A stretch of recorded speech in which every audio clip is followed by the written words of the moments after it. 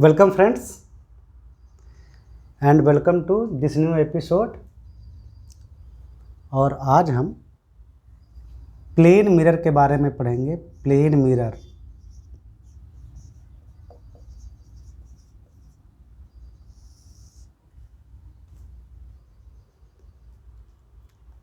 इस टाइप के मिरर से आप सब लोग वाकिफ़ हैं। घर में बाल खींचते हैं, दुकानों में जाकर कपड़े पहनते वक्त आपको अपने आप को देखते हैं, शॉपिंग मॉल में, जो भी है जहाँ भी आप। ऐसा तो नहीं कि प्लेन मिरर से आपका इनकाउंटर ना हुआ हो। सबसे पहले बचपन में प्लेन मिरर का इनकाउंटर होता है शीशे से बाल खींचना। तो प्लेन मिरर यानी बिल्कुल बिना कर्वेचर के एक प्लेन जो मिरर जैसा काम करे, यानी उसकी एक साइड पॉलिश्ड है। देखा है ना, मिरर में पीछे वाली साइड पॉलिश्ड होती है। तो प्लेन मिरर का आज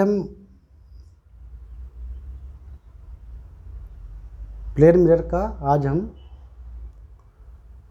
शुभारंभ करते हैं और किसी एक पॉइंट की कैसे इमेज बनती है प्लेन मिरर में, उसको देखते हैं। तो ये जैसे प्लेन मिरर है, ये इसका मिड पॉइंट है अगर मिरर का,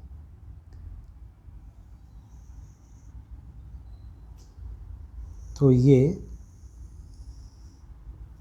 एक्सिस है एक, ठीक है। ये मिरर है, ये एक्सिस है। और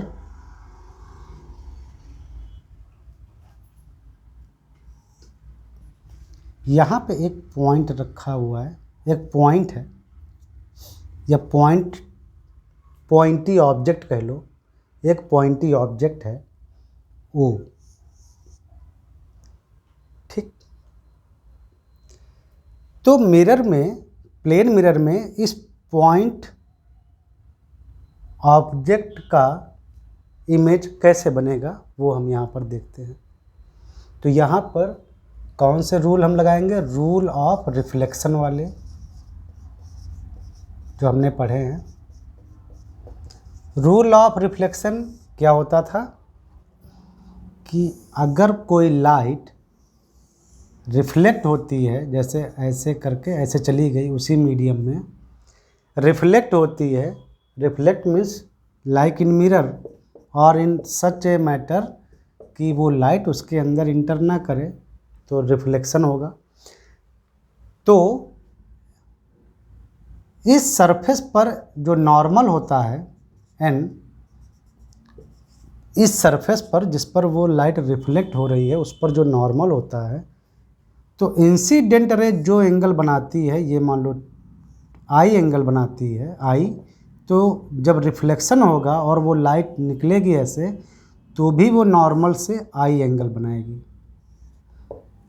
ये हम लोगों ने सीखा था कि एंगल नॉर्मल से सेम होते हैं, इंसिडेंट लाइट का और रिफ्लेक्टेड लाइट का।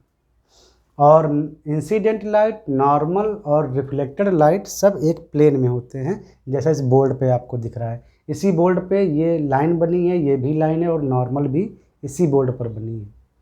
तो ये थे रूल ऑफ रिफ्लेक्शन जो आप अच्छे तरीके से जानते हो। सेम यहाँ पर देखेंगे, इस पॉइंट से मान लो रेज निकल रही हैं,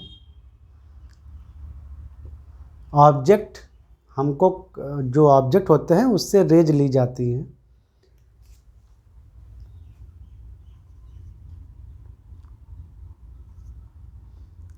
यहाँ से एक रे चली, मान लो इस लाइन में, तो यहाँ जब ऐसे रे देखो जा रही है ऐसे, तो ये जो एक्सिस है ये खुद इस प्लेन पर नॉर्मल है, ये एंगल 90 डिग्री, तो ये एक्सिस खुद एक नॉर्मल है। और ये जो रे चली है, एक रे चली है इस ऑब्जेक्ट से, इस पॉइंटी ऑब्जेक्ट से, तो वो नॉर्मल के अलोंग जा रही है, यानी वो नॉर्मल से एंगल बना रही है 0 डिग्री। तो यानी रिफ्लेक्शन होगा वो भी नॉर्मल से कितना एंगल बनाएगा, 0 डिग्री। इसका मतलब अगर रे यहाँ पर टक्कर मारती है इस सरफेस पर, इस प्लेन मिरर के सरफेस पर, तो वहाँ से जो रे चलेगी रिफ्लेक्शन के बाद वो इसी से वापस आएगी, इसी रूट पर वापस आएगी, क्योंकि ये जो एक्सिस है वो इस प्लेन मिरर पर खुद ही एक नॉर्मल है। तो जो रे इस ऑब्जेक्ट, इस पॉइंटी ऑब्जेक्ट ओ से जो चलेगी इधर, वो यानी नॉर्मल से एंगल बना रही है 0। तो रूल ऑफ रिफ्लेक्शन के चलते रिफ्लेक्शन एंगल भी 0, यानी वो नॉर्मल से 0 बनाएगा, यानी वो सेम उसी नॉर्मल की डायरेक्शन में वापस आ जाएगी। यानी रे इधर एक गई तो वही वापस आ जाएगी। अगर कोई रे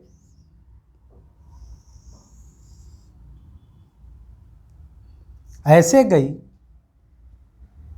तो यहाँ पर पहले सरफेस पर नॉर्मल डालो, ये जो प्लेन मिरर का सरफेस है इस पर नॉर्मल गया, तो जितना एंगल ये बनाएगा उतने ही एंगल पर एक रे ऐसे निकलेगी रिफ्लेक्टेड होकर, यही रे रिफ्लेक्टेड होकर निकलेगी सच डैट कि ये एंगल और ये एंगल सेम हो। कोई दिक्कत? मान लो ये एंगल अगर थीटा है तो ये एंगल भी थीटा होगा, अगर ये एंगल थीटा है तो ये भी थीटा होगा और ये भी थीटा होगा। आप समझ रहे हैं अच्छी तरीके से रूल ऑफ रिफ्लेक्शन।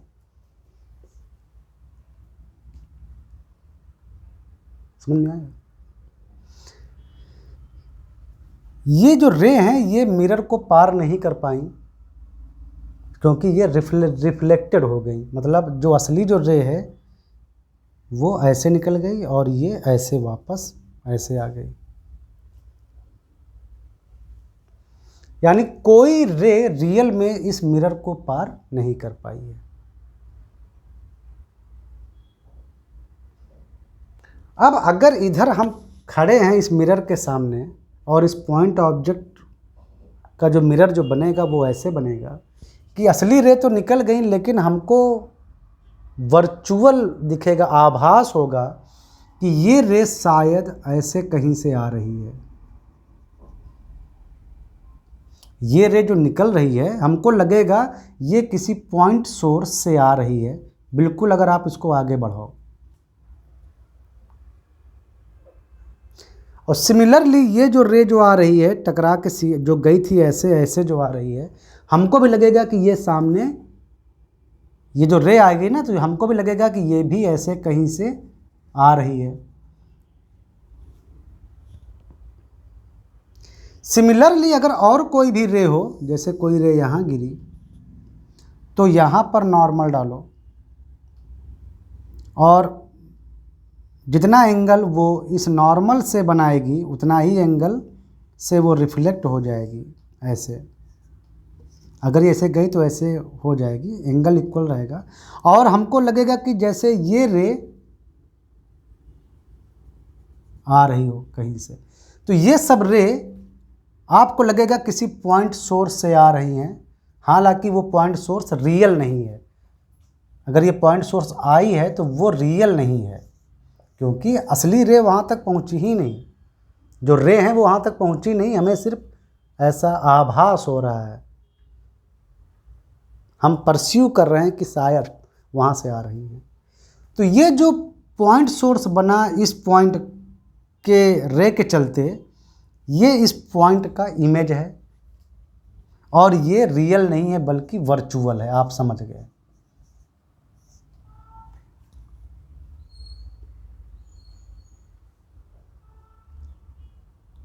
समझ में आया? यानी इस पॉइंट का इमेज यहाँ पे बना लेकिन ये वर्चुअल बना, रियल नहीं बना। हम ऐसा फील हुआ कि वहाँ से वहाँ पर बना शीशे के पीछे, लेकिन शीशे के पीछे कुछ नहीं है। आप शीशा लो हाथ में, ऐसे देखो तो आपको अपना फेस दिखेगा, लेकिन आपको लगेगा जैसे शीशे के पीछे बन रहा है, लेकिन शीशे के पीछे तो कुछ है ही नहीं। आपको ऐसा फील हो रहा है कि शीशे के अंदर बन रहा है, कुछ दूरी पर बन रहा है। आप थोड़ा और दूर हटते जाओ तो आपको लगेगा शीशे से वो इमेज और दूर जा रहा है पीछे की ओर, लेकिन रियलिटी में वहाँ पर कुछ नहीं है, क्योंकि असली रे से वो नहीं बना है, वो वर्चुअल, मतलब हमको ऐसा आभास होता है।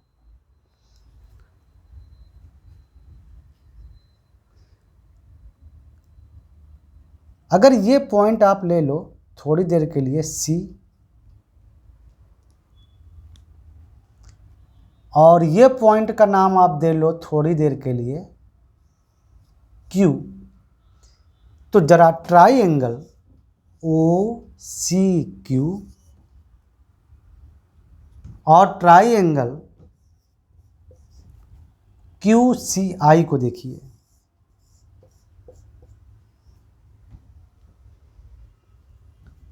QC दोनों में कॉमन है,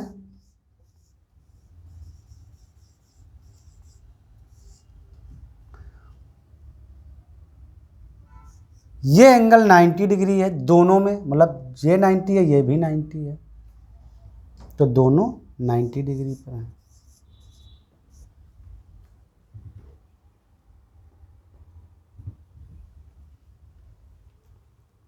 अगर ये कॉमन है और ये 90 है, और देखो है ना, ये चीज़ें मिली, और देखो ये जो नॉर्मल जो खींचा था, ये नॉर्मल और ये एक्सिस पैरेलल हैं, और ये लाइन कट कर रही है, तो अगर ये थीटा है तो ये भी थीटा है, तो ये भी थीटा होगा, यानी ये एंगल भी ये एंगल सेम है।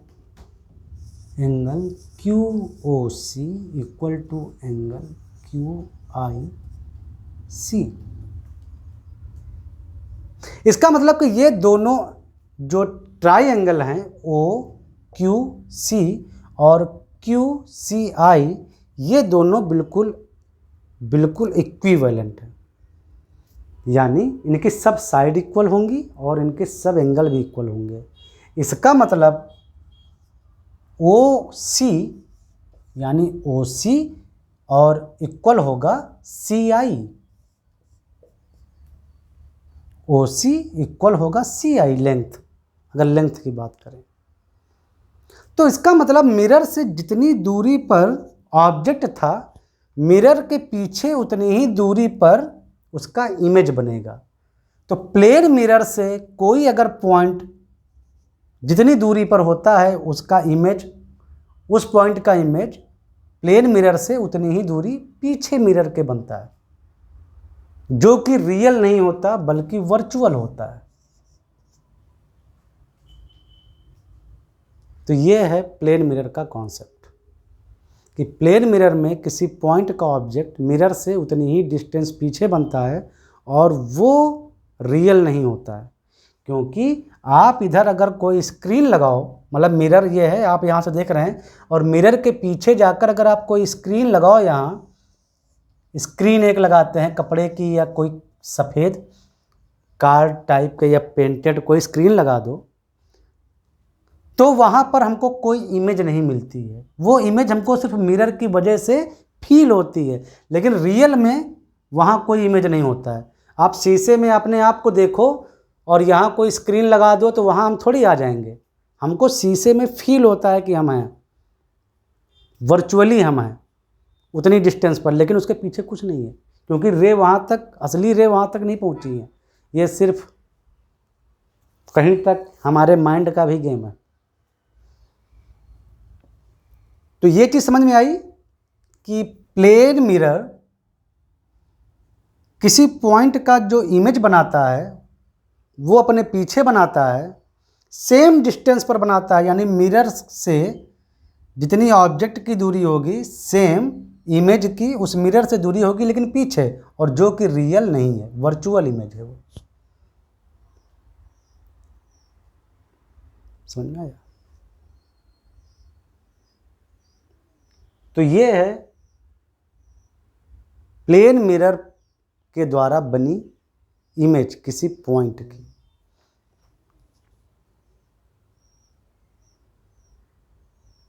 समझ में आया। और जो इमेज बनी है आई और ओ बिल्कुल एक ही लेवल पर और एक ही लाइन में बनेंगे।